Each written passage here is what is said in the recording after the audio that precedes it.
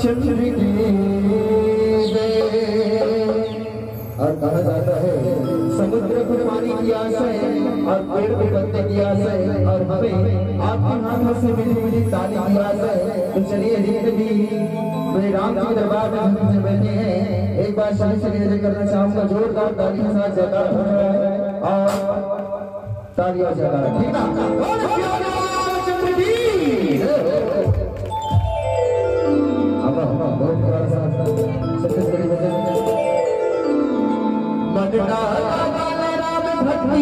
मरे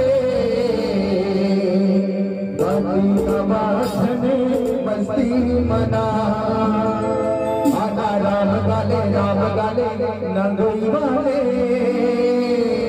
ताली बजा के तो ताली बजाना मुझे सब कुछ ठीक ना। चला